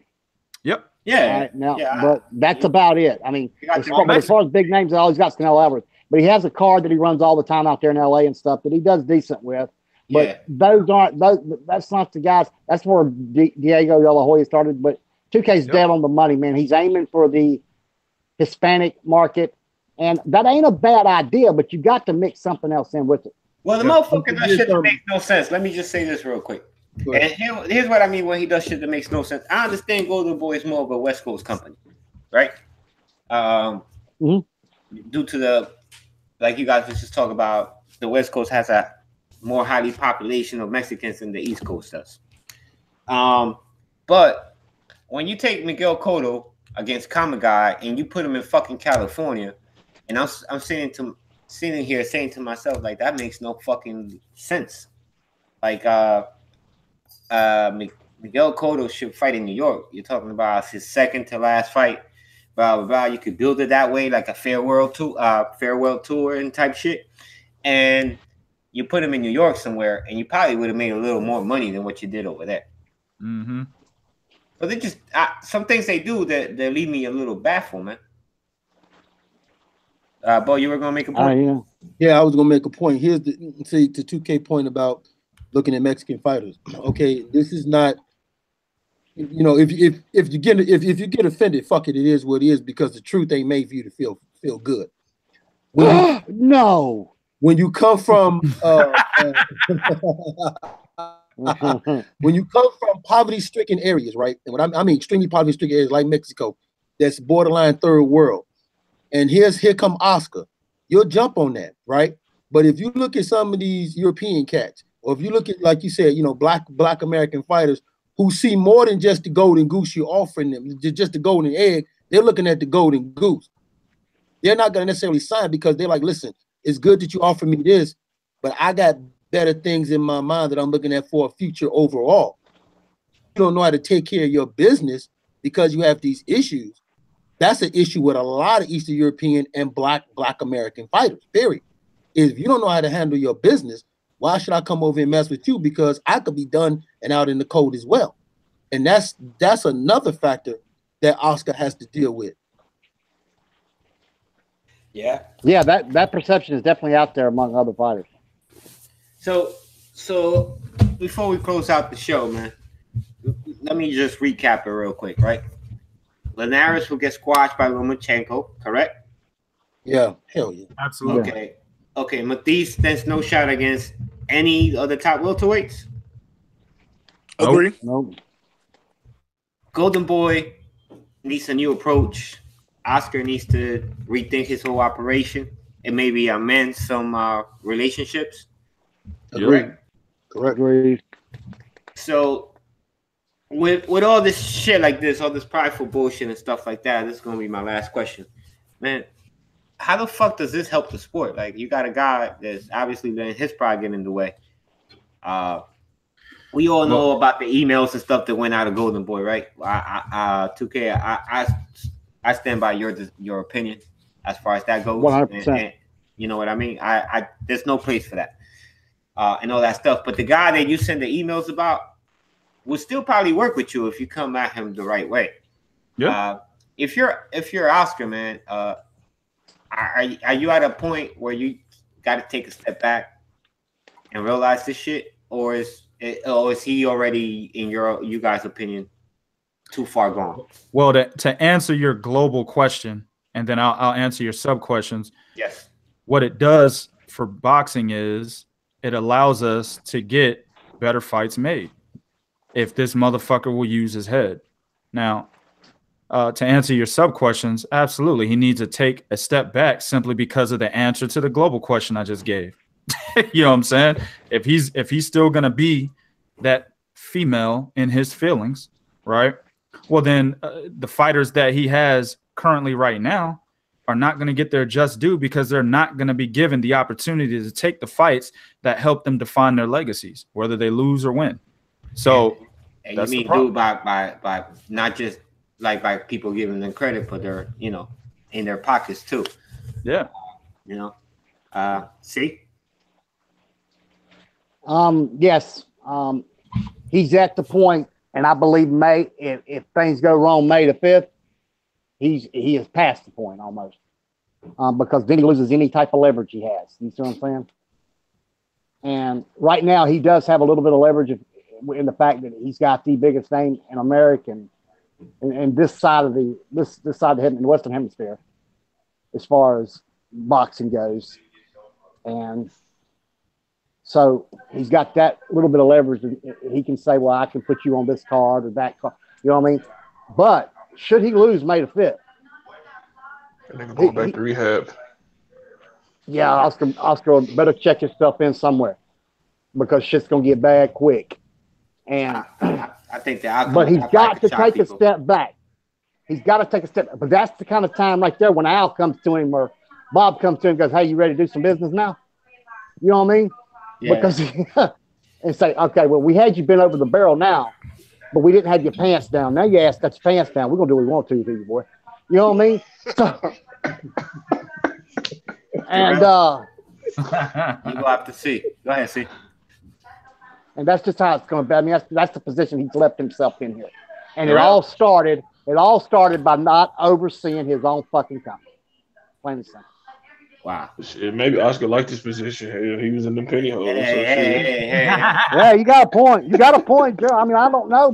Maybe he's trying to put himself in that position. You're right. Jarrell, what you think, man? Man, does this hurt? Go ahead. No, I was just gonna say, does this hurt the sport, and does he need to reevaluate the way he does business? He definitely needs to reevaluate the way he does business. Less emotions, more clear and logical thinking, like you said. In the terms, yes, of course it hurts the business because Canelo is a big draw, top 3 super middleweight in the world. We want to see him face Danny Jacobs, Saunders, Charlo, any of those other guys that's with Heyman is moving up from 154 to 160. So, of course, we don't want to have this continuous talk about fights that should have been made, that wasn't made. I mean, these guys are young. They should want to be facing the best consistently. You know what I'm saying? It doesn't matter, what the circumstances is. So as long as they're healthy, they should want to face the best. And, I mean, we need these guys to put the egos to the side. Look at us, man. We put our egos to the side and we joined and made a mega team. If we can do the shit, they can do the shit. Because there's a lot of money to be made, man. And they supposedly love money, man. So if you love money so much, put the egos to the side, make these trades or whatever the hell you want to call it, and make these fights. Man, y'all guys are underestimating Saddam Ali and David Lemieux. That's really sad. Yeah. Man, I keep underestimating. Dang, feeling now, Tate. Bernard, go ahead, man. Bernard? Yeah, I'm here. Man, I just trying to come back after everybody said. I'm basically going to be saying everything what everybody else said. Basically, you could add a little more to it, or you could just say, man, I agree with y'all. I agree with everybody. The only thing is, it's bad for boxing. It's not really. I'm not gonna say it's bad for boxing.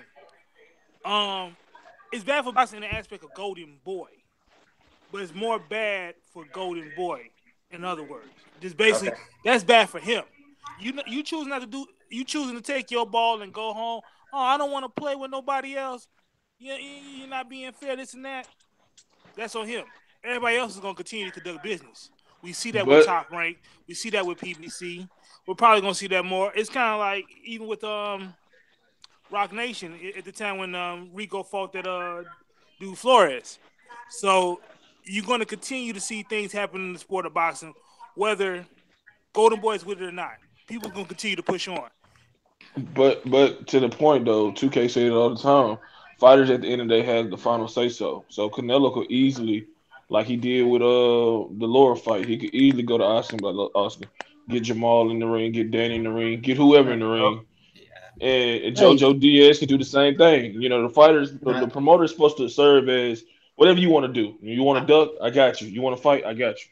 I think Canelo could do that because he's Canelo. I don't think JoJo Diaz could do that. But JoJo's been calling out Gary Russell. But still, at the end of the day, Willie, you right because he got more clout than JoJo Diaz. Yeah. But you still don't want to. You don't want to build that reputation as a guy that's. You know what I'm saying? When Bo answers his opinion, because like I feel like Oscar always criticizes everybody whenever he gets a chance, right? So wasn't he criticizing like the Floyd Pacquiao thing going on? The fight was marinating for like a while, a long ass time. Wasn't he criticizing like Floyd versus McGregor and then talk about, well, Canelo will fight him, and then he came out and said, I will fight him. So yeah, because he saw how much money they made. Yeah. So Bo, why don't you go ahead and take us home, man? All right, I'm gonna take y'all home, but I'm gonna start it off with this. If Oscar don't get it together, this is his future.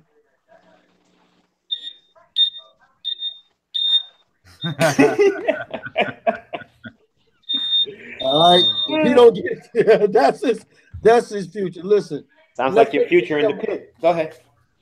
Let's make something clear. Yeah, all right, motherfucker, I heard that.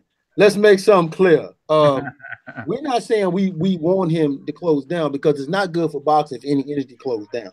It really isn't, right? I wanted to touch on that one. So, yeah. So we're not saying that we want him to close down, but the fact still remains is there are a lot of good fights that can be made.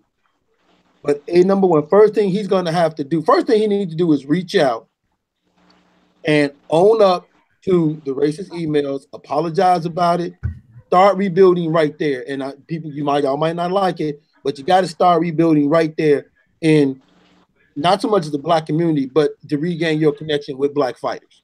So you got to reach out right there to apologize, whatever it is you got to do. And okay, now let's get that ball rolling. Then you got to look and say, okay, I got a lot of good prospects. Start promoting them better by putting together better undercards. You have a main event, but you got shit undercards, right? So you got to start doing that. So if there are things that are there that can be done, bring in people that is actually about helping your company and know the sport. Don't just bring in fighters or guys because you guys are best buds. No, bring in people that's about the company and helping the sport. Bring in people that can actually spot talent, not think somebody's going to be good, but can actually spot that person and then start putting things behind him. Those are some of the building blocks. But if he doesn't do that, he's going to get that flat line. I would say this: if he could get his promotional company in the right heading in the right direction and do the things to get in the right direction, then that goes hand in hand. What's good for him will be good for the sport if he gets it going in the right direction. Go ahead, Usyk. Let me ask this, guys. Knowing how Oscar, I made a joke in the chat earlier about promoting, and 2K said, who the fuck you think you are, Oscar De La Hoya? We were just cutting up and joking around. But let me ask y'all this on a serious note. Is it better or worse for boxing if Canelo loses in May? I think it's worse. I don't think it matters. It doesn't matter I don't think it matters. Because if Oscar wasn't, it depends. It really doesn't matter because there's so many fighters. But if Oscar wasn't going to fight, work with anybody anyway, so it doesn't really matter. Canelo just takes an L and he moves on, collects his check, and we move on. And he still has his fan base. Let me say this. The reason why it doesn't matter, and I understand where you're going with this, is because Canelo's fan base is not the majority of boxing fans per se from all different walks of life.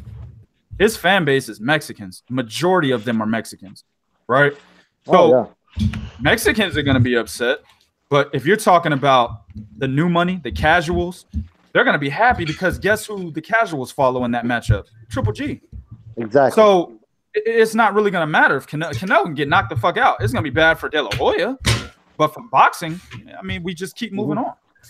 I think it may be. I think there's no argument that it could be worse.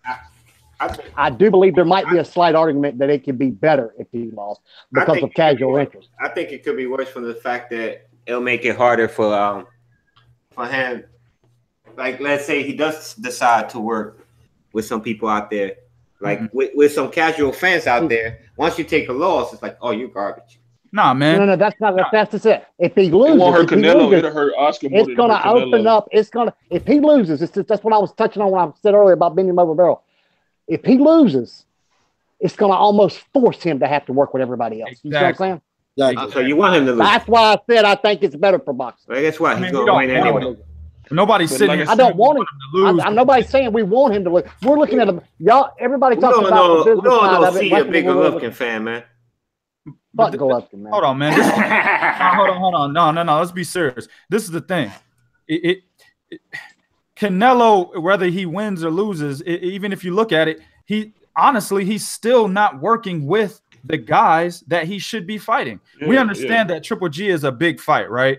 But he should have fought Demetrius Andre when he was a mandatory. Absolutely. He probably should have gave Arislan De Lara a fucking rematch, right? For one of the twins. Should have fought Triple G a long ass time ago instead of Julio Cesar Chavez Jr., right? You got the fucking Charlos that were there calling him out. He should have fought a bunch of motherfuckers at 154, but he never did.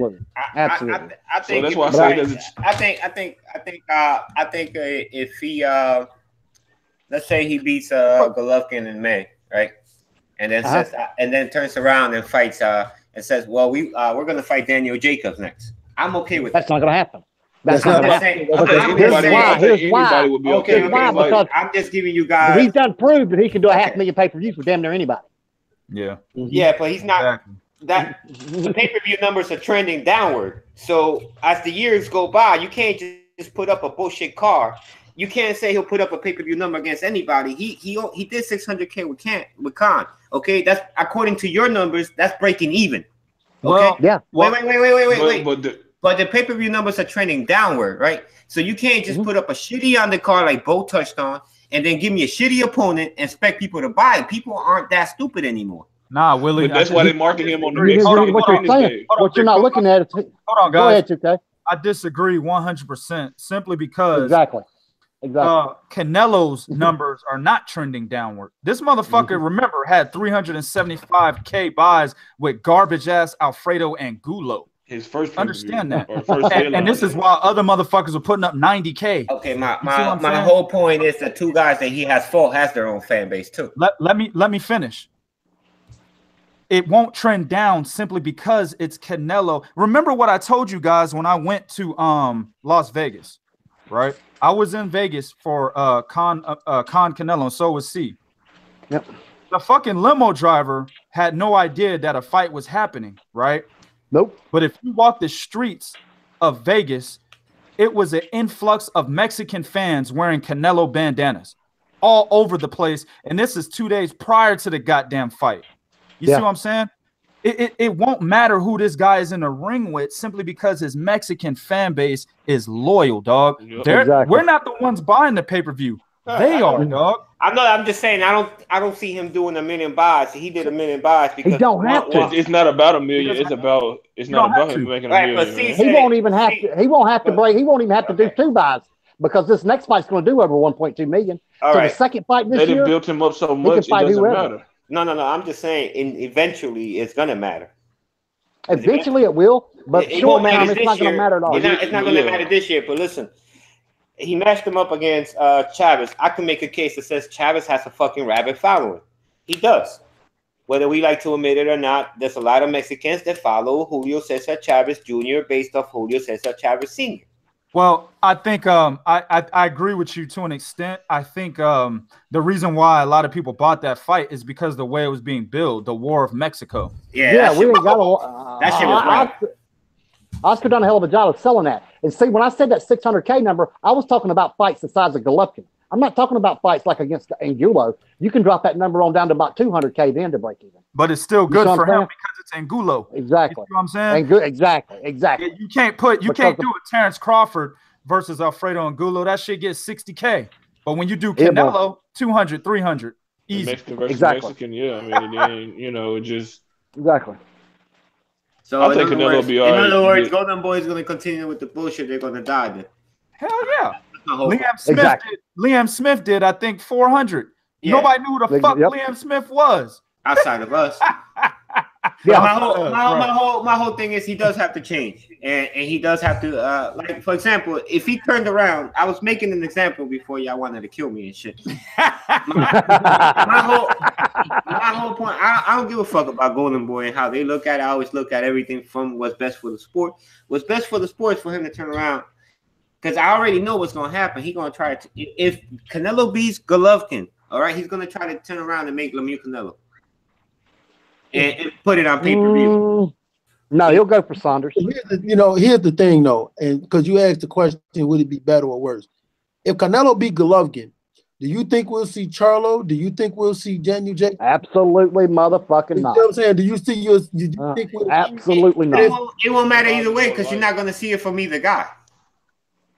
But that's not the point, though.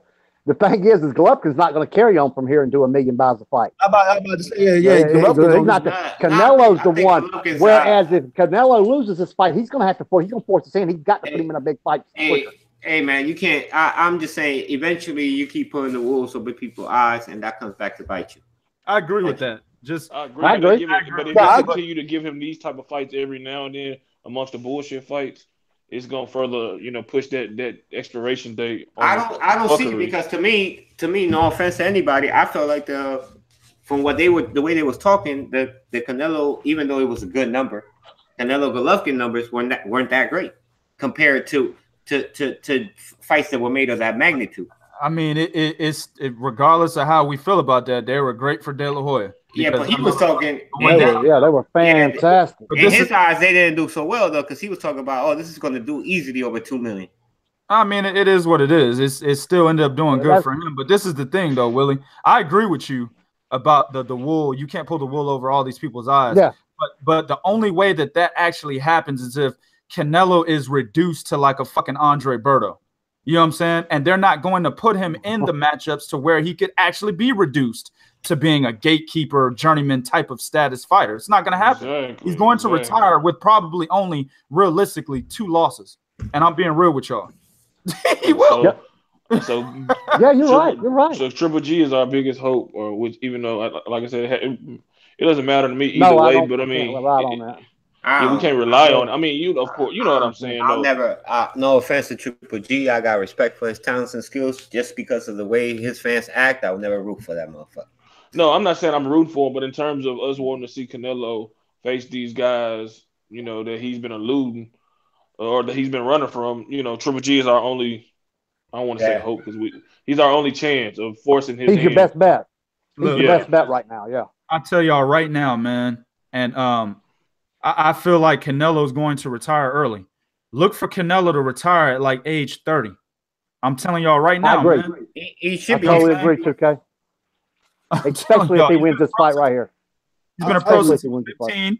He's been a pro since he was 15. He's already a fucking 2-weight champion, right? I think he's like a 4-time, 5-time champion in 2-weight champion, 3-weight champion. 3-weight champion, excuse me. So the 155 pound. So, right. And so 164 and a half too, 164 and a half. Right. I mean, that's four. Okay. Right. To be realistic, guys, I'm trying to be serious here. Y'all are right. But he's a champion at 154 to 160, probably like 4 different times, right? I'm not looking at his box record or anything, but it's something to that degree. Okay. He's what, 25 years old or 26 right now? So he's done a lot in the sport of boxing already. Motherfucker's already like 40 plus fights in. He's already fought some of the best, right? Not all, but some. of the best, right? I guarantee y'all he is going to retire at age 30. Don't expect him to fight the Jamal Charlos and all the rest of those guys. And remember this, he will beat Gennady Golovkin May or September, whenever they have it. He already beat him, man. He's beat him already. He's going to continue to not fight the best after he beats Gennady Golovkin. I'm telling you right now. Well, I think this is a new era, man. I think we're gonna end up looking up.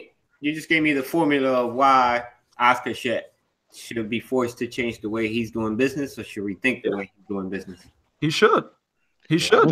I think years from now we're gonna look at this as a new mode. Canelo and Oscar created a new way to be, a fake legend or whatever you want to type. You know how Floyd get all the slack about, fighting such and such. Canelo just made it worse. He made it like Floyd fought everybody, which he fought a lot of guys. But the way Canelo was ducking these guys and kind of fighting, some dangerous opponents every 3 or 4 years. I mean, he's created a new model for up and coming fighters. Yeah, I don't think this works for everybody. Fake legends in the making. You gotta come from the right country, and you gotta have the right backing to do what they're doing. That's the only way it works. Yeah. It also right now he's going to have time to build another Mexican star.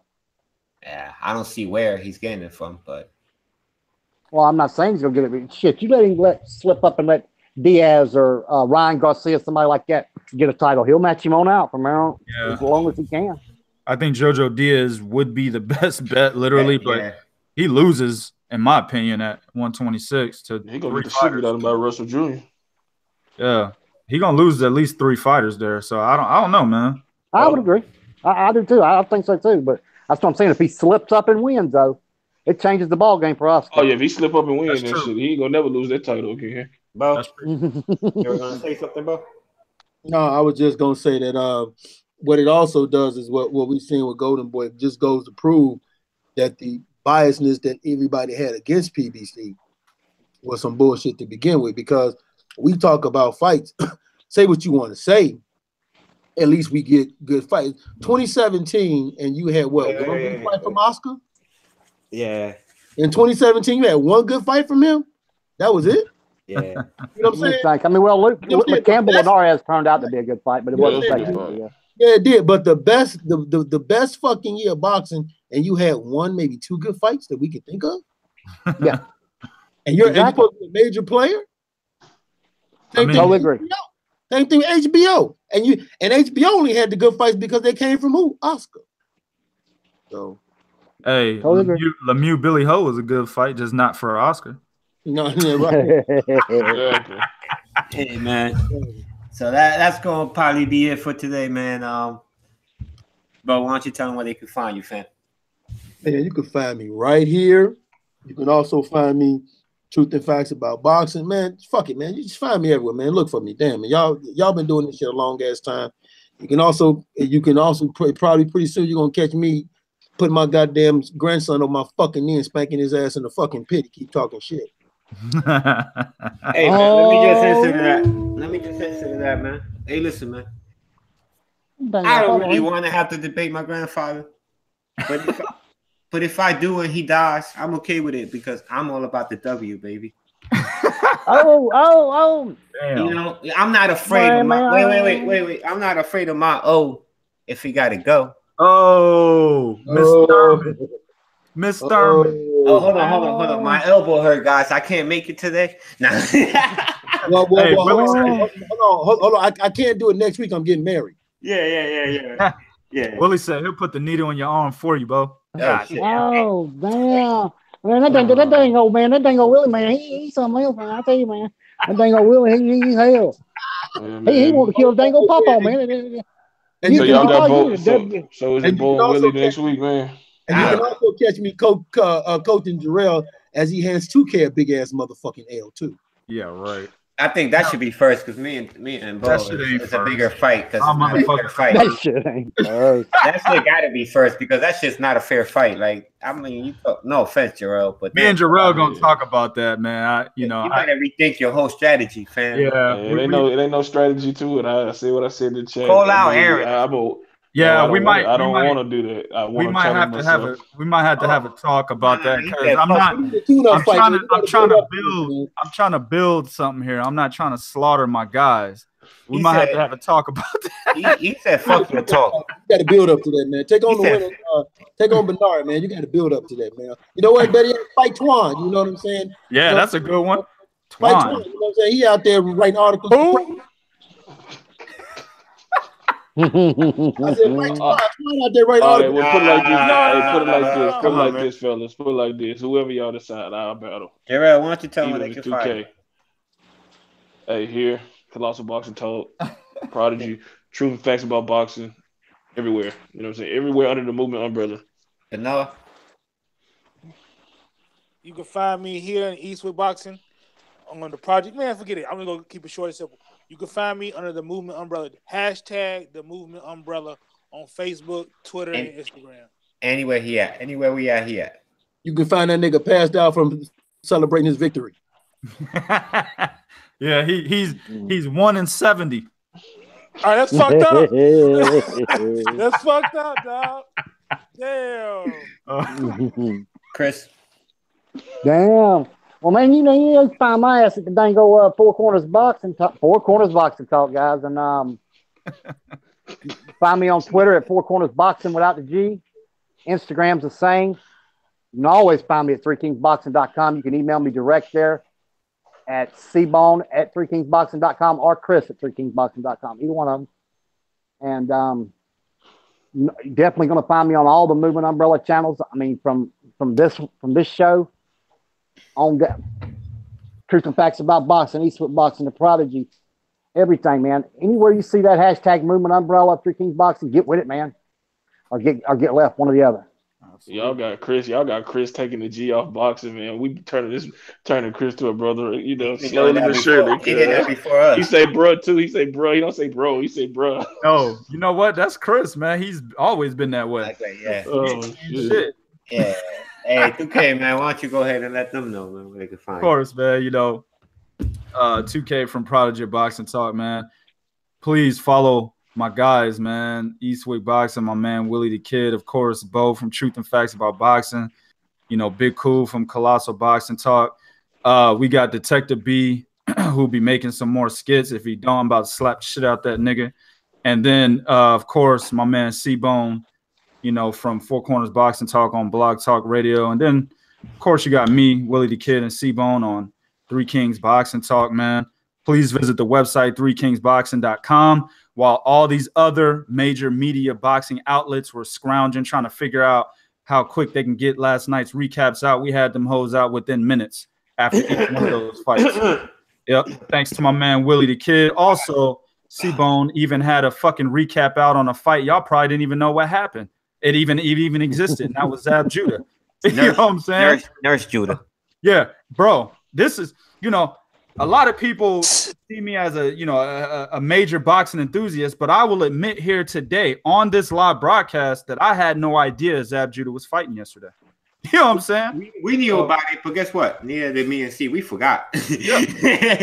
I didn't even have it on the schedule on our website. So. We'll let you slide with this 2K, man. We'll let you slide on this one. You know a lot. We'll let you slide. No, can't blame a lot of people that know Zab was fighting. Man. What kind of Bernard moment is that, man? What the fuck? God damn it! I got the recapping result up.